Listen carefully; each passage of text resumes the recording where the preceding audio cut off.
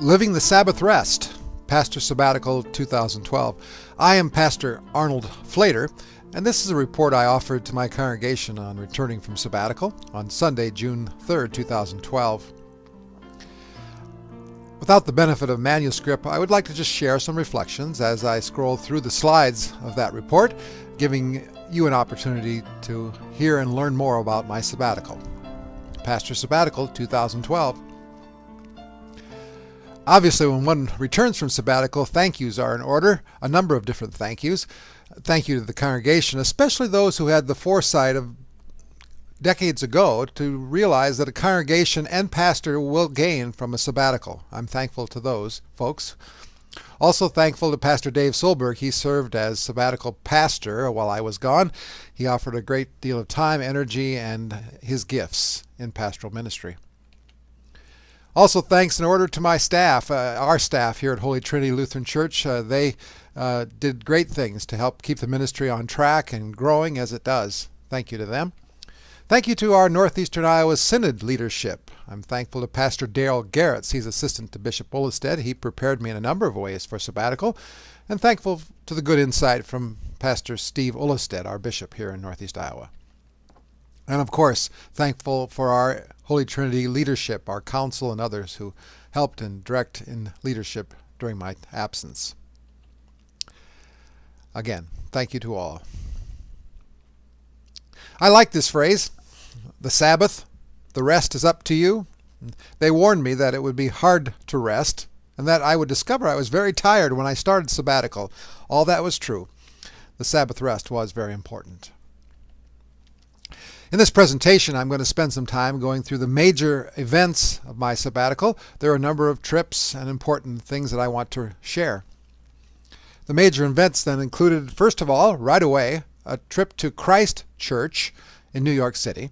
After that, a trip down to Florida to the Head of Staff Seminar in Delray Beach.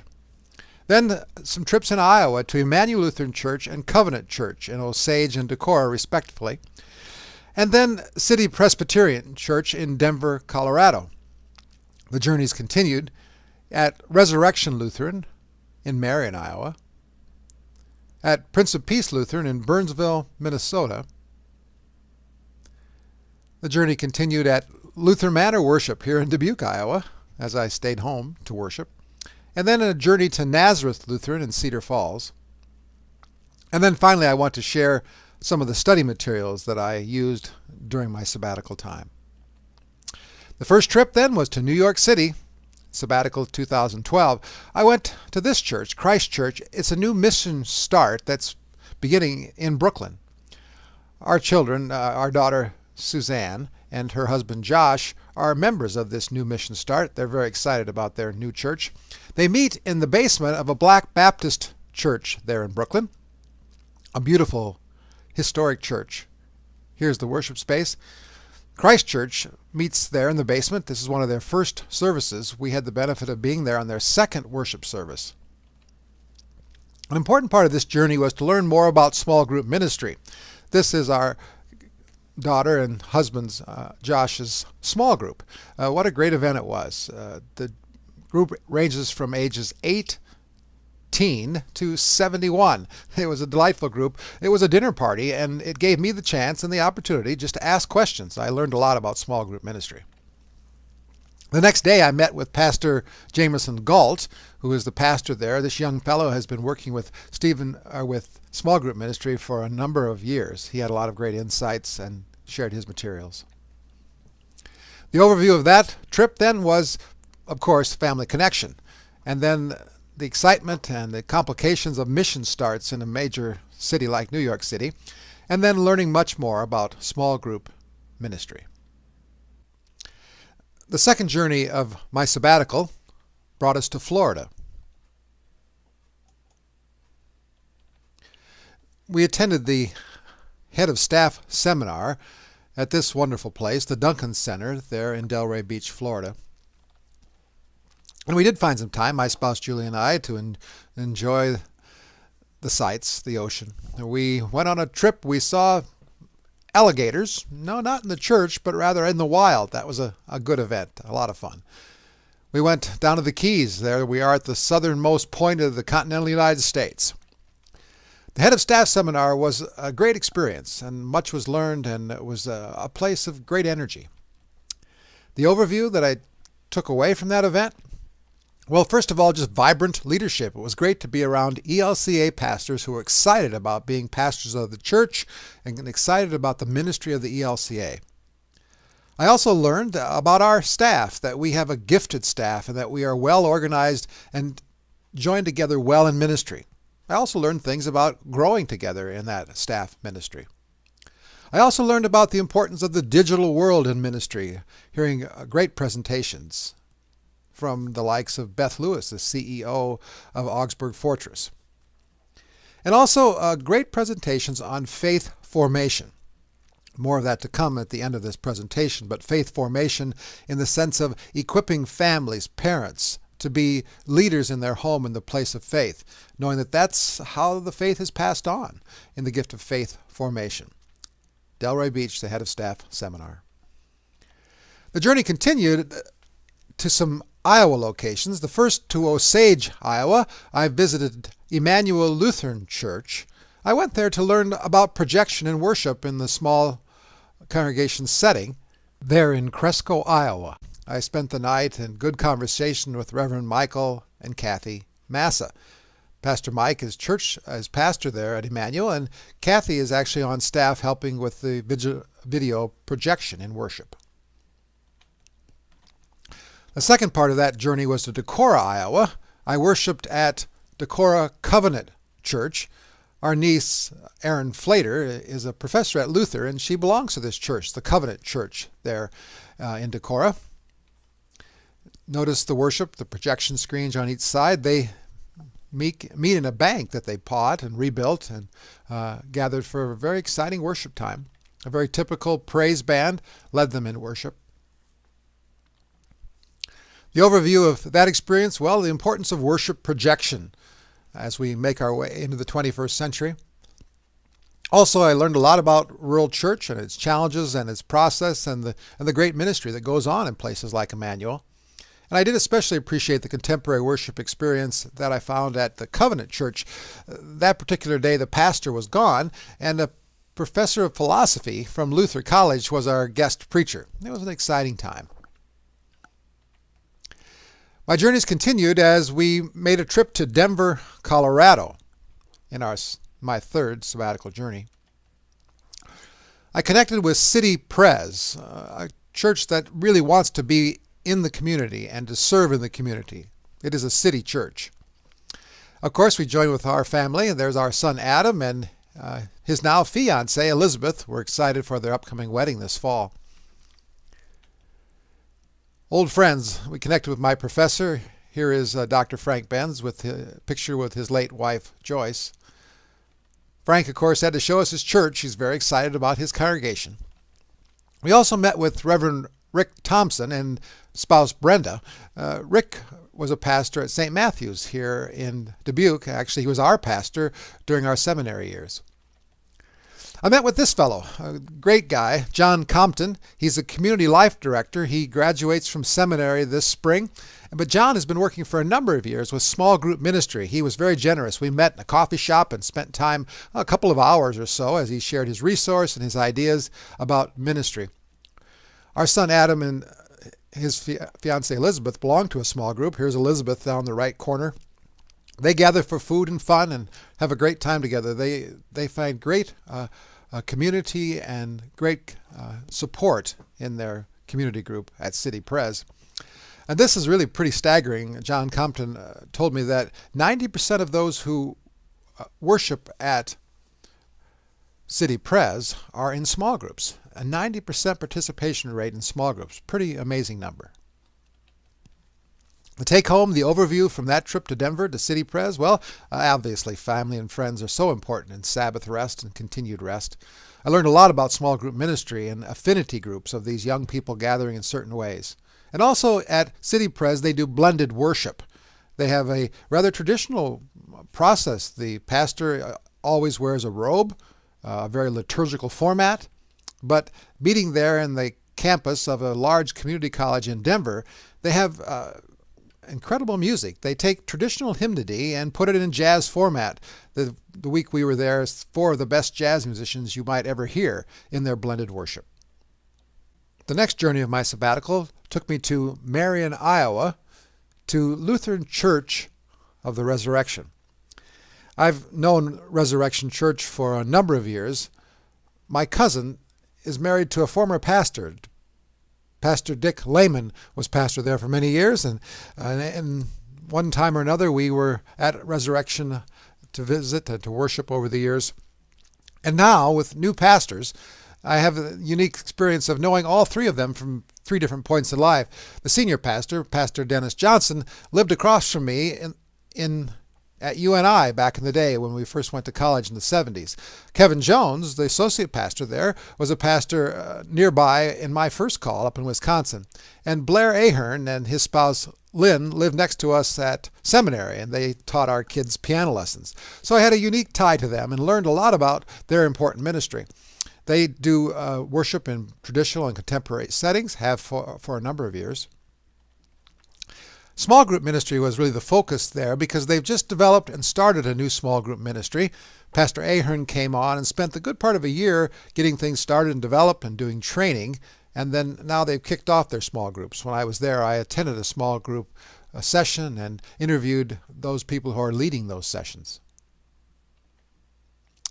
The overview, the take-home there, well, they have long-term pastorates there. Pastor Dick Lehman was there a number of years, and now the senior pastor has been there over 12 years. And I saw in them a growing place of staff leadership in the driving force of the ministry. That's an important aspect, I think, for the church of the 21st century. I really appreciated their growing small group ministry and their commitment to it and the members' commitment as leaders. And then worship projection. I experienced that in the several worship services that I attended and their use of that important media for today's church. The next trip took me to Minnesota, to Burnsville, Minnesota, to visit Prince of Peace Lutheran Church. Like Resurrection Lutheran, I also have known about Prince of Peace, for my brother has been a member there. He and his family have been members there for over 30 years now. So as I visited, I learned a lot about this important ministry and the way it's been changing in the last years. Prince of Peace Burnsville has had the benefit of some incredible people over the years. Hant Hansen has been on their music staff for, I suppose, 30-plus years. A gifted man, a cutting edge in the force and process of contemporary music. And now on their staff, they have Sven. He started out at Lake Okoboji Bible Camp and spent some time at Community Church of Joy in Arizona, and now is on their staff. They have great gifts and great possibility in what they do. But I met an interview with these 2 pastors. First with Pastor Eric Feig. He's a pastor of small groups, also a chaplain in the U.S. military. Gave me great insight into their ministry. And then I also spent time with their lead pastor, Jeff Marion. Both of them in their process surprised me a bit when we gathered. I thought I was going to be talking about small group ministry, but instead we spent a lot of time learning about the focus of their changing ministry. They said something that surprised me, that for them, they feel that the worship experience is no longer the centerpiece of bringing people into the church. In fact, through their mission efforts in other places, they're connecting with far more people, which is quite interesting because they have a lot of people worshiping in the thousands every weekend. I did tour their mission outpost. Their director was very gracious. She knows my brother Rick and gave me a great tour. I learned a lot about what they do in their food bank and their clothes depot and their sharing of household goods. It's an incredible ministry, and they care for a wide variety of people in a wide variety of experiences. Also found some time to connect with old friends, with Reverend Dr. Paul Hill. He's done so much with faith formation and the families and teaching families to be the church for their children, for themselves. And also connected with former member Ann Garretts, who has an incredible ministry with the Mission Investment Fund. She goes out and helps people think about building new churches. It was 2 delightful visits. The overview of the take-home from that trip to Minnesota, well, changing times and changing churches. In fact, Prince of Peace has done a lot of changing. No longer the mega-church style, but more a Lutheran style that seeks to serve the world right outside the door and around the world. I was impressed by their process and what they're about, and recognizing that churches need to change as times change. So like I said, I was quite impressed with their Mission Outreach Center. They have revitalized and redirected that ministry, and it's exciting to see the people that they're serving in the name of Christ. Then also, continuing this theme in faith formation, discovering that Pastor Paul Hill has put a great deal of his life energy into that very sense in their new webpage, Vibrant Faith. And in it, I'm excited to think about the process of what we are doing here too at Holy Trinity. Faith formation for the family. How do we equip them to share the faith, to catch the faith with one another? Faith formation. A surprising part of my sabbatical was the time I spent in Dubuque. It centered in some neat ways at Lutheran Manor. My mom is a resident there. In this picture, she's on the right-hand side. And when I was in town, I worshiped with her. We're very thankful for Pastor Greg as he leads worship there every Sunday morning. I was with him on Easter. It was a moving and exciting day to be there with those folks in that setting. Here we are getting ready for our Easter dinner with our best Easter clothes on. My mom is now 95 years old. We celebrated Easter together. Perhaps the take-home from those experiences is that rest and Sabbath need to be a part of every week. And then also how important, how wonderful it is to be with family and worship. Traditions that extend that create memory and experience that is unlike anything else. To be worshiping God and hearing God speak next to a loved one is so much of a gift. And attending worship, I found myself excited just to sit and hear a sermon and to be ready for what the pastor did in leading us in God's direction. That was a gift of my worship experience with my mom at Lutheran Manor. The next journey brought me to Cedar Falls, Iowa. I changed my itinerary a bit. I had plans to go to Hope Lutheran Church in Des Moines, Iowa, one of the largest mega churches in the country and fast-growing churches. But things changed. Because of my connection with Cedar Falls and Nazareth Lutheran, they too have gone through a number of changes and process in the last decade or so, with the retirement of a senior pastor who had been there for decades. Now their pastor is Pastor Brian King. An incredible pastor, a fine young man. He was a year or two behind me in seminary and was very gracious, gave me the best part of an afternoon to talk about ministry, talk about the ministry of Nazareth Lutheran, and the aspects that he is so much a part of, as bringing a sense of Lutheranism to that congregation in a way of serving the world and connecting. As one might expect, in the 5 services I attended in the week or so that I was around Nazareth, I spent 2 of them in the tech booth and was pretty impressed with their skills and their process. Here their video software. Their lights are incredible in that, as we're thinking about adding light in our sanctuary and our chancel area, long needed. They had quite a system for their worship experience. The overview, the take-home, well, there's a sense of what I like to think of as adaptive leadership at Nazareth. Brian King brings that as he thinks about adaptation, changing perhaps the direction of who they are, but yet empowering them for what they've done and who they are, and then to what they will become. That's how I think of adaptive leadership. That's Pastor King's process as far as I recognized it. And also I'm excited for them in their growing alignment with the ELCA, that we are reminded that the mission and ministry of our church, the ELCA, is literally around the world. And together we join them to do things that we can't do on our own. And so together we serve the world. For example, in the malaria campaign, Nazareth raised some $40,000 or more for purchase of nets for the malaria campaign. Also, I was impressed and encouraged in the use of digital process in ministry, both in worship and in other aspects. An important part of my sabbatical was the learning and study time. I cherished that, to be able to read and really to read a variety of different things. It was a great learning experience. I have a long list of authors. As I shared in worship, I put them all on the screen and rapidly explained. I did in one way or another experience all of these sources.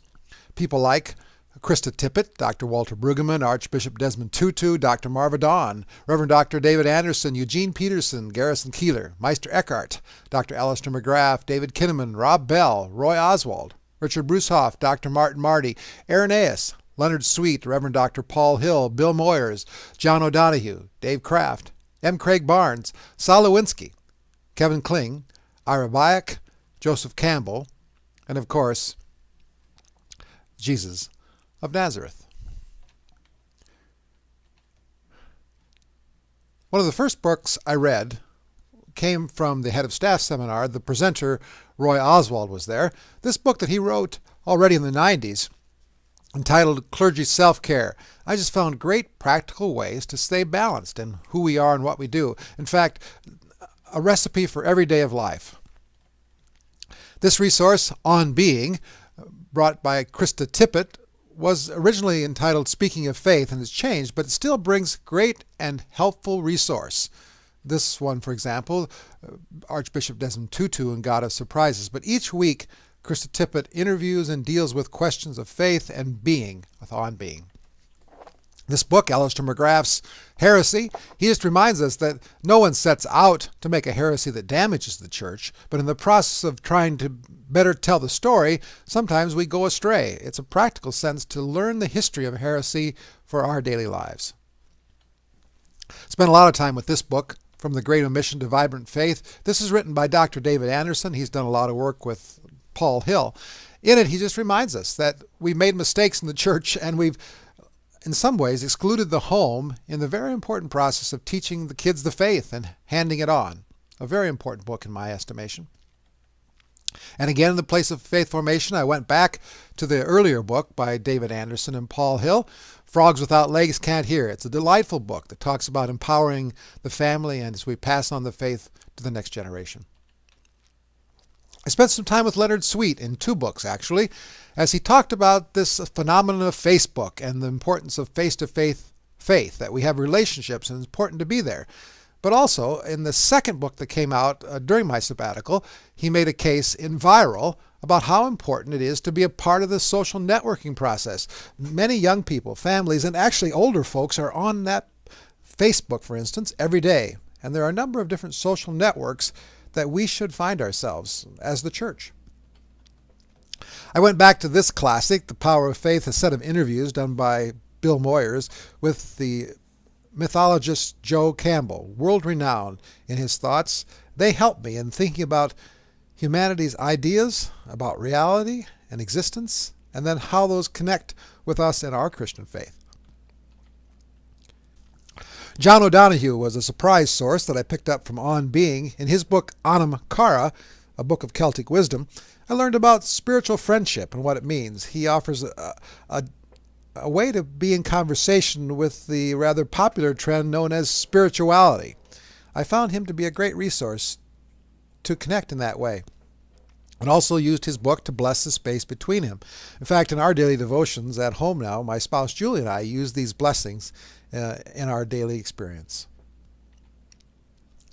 Dave Kraft makes a good point that only about 30% of leaders last, in his book, Leaders Who Last. In this book by David Kinnaman, You Lost Me, we have a wonderful series of interviews by people who have stayed with the church as young people, who are kind of in the middle and aren't quite sure they're connected but do attend, and then those who plan to never go back. In that book, we found some insightful things to help us understand the upcoming generation. This completes then the major journeys and attributes of my sabbatical time. I want to spend just a few minutes then in final overview and some of the major aspects, the key points that I take away from my sabbatical that become part of me as pastor, that are important for my congregation and for any congregation I serve to know that I find these as important priorities. So a final overview in some of the aspects. First of all, the importance of Sabbath rest. It is a gift and yet a responsibility, and it's meant to be a part of every week, actually every day. When it's received as a gift, great things happen. And when it's put aside, we must be reminded that it is our responsibility, like anything else we do in life, to return to it. It makes life complete. A second point is this whole idea of faith formation. Here at Holy Trinity, we've actually been ruminating and thinking and acting on this in the last year or two as we've dealt with our faith formation process, as we think about our young people and our youth programs. At this point in time, I'm not as concerned on the emphasis of a vibrant young people high school youth ministry as I am in starting over. And starting over in a process where we equip our young families to share the faith with their children. Oftentimes, it's been discovered that even exciting, full high school youth ministries oftentimes produce young people that leave the church in the moment they graduate from high school.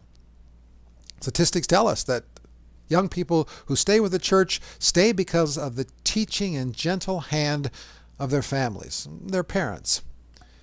I'm interested in spending time with the family in developing the home church in faith formation.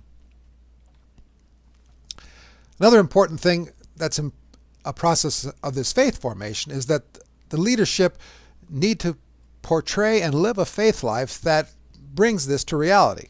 And that it really needs to start with a pastor and his or her family in the way we live and develop in our devotional life and in our process in the 4 keys of the vibrant faith process, or in the faith 5 that have us gathering each day to share our day's process, to read Scripture, to talk about it, to pray, and then to know a blessing. That's an example of faith formation. I envision that as something that must be in the pastor's place, and then with all the staff of a congregation, and then be an example in the member leaders. Leadership, faith, life, formation. Another thing, I was encouraged and reminded again that the use of digital process in our world of faith is very important. In some ways, comparing it to the advent of the Gutenberg printing press and what Luther was able to do, we too have a responsibility as we live in a digital world to use it appropriately in our worship experience, to use it in our ministry and administration of the congregation, and also to take a look at social networks and to connect. The folks are there, and we too can be present in that world. Another reality then, of course, is small groups. They bring variety and vitality to congregations. It's very important. I learned a lot about it. It takes time to kick those small groups off, and I'm eager to see that here in my present place at Holy Trinity.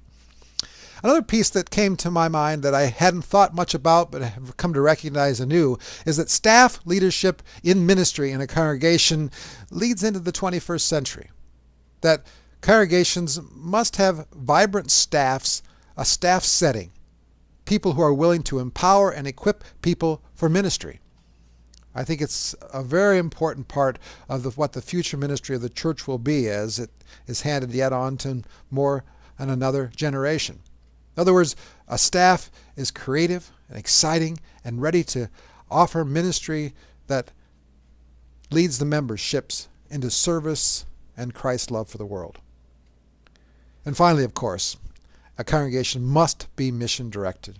As I learned at Prince of Peace, Burnsville, that we are called in Christ's name to serve locally and throughout the world. An important theme that must not be overlooked in our ministry. Finally then, again, a thank you, and hopefully these reflections help and explain the process of that sabbatical. As we continue in ministry here at Holy Trinity, I know this sabbatical time will have a large effect on who God calls us to be in God's Word and God's world. Living the Sabbath Rest, Pastor Sabbatical, 2012.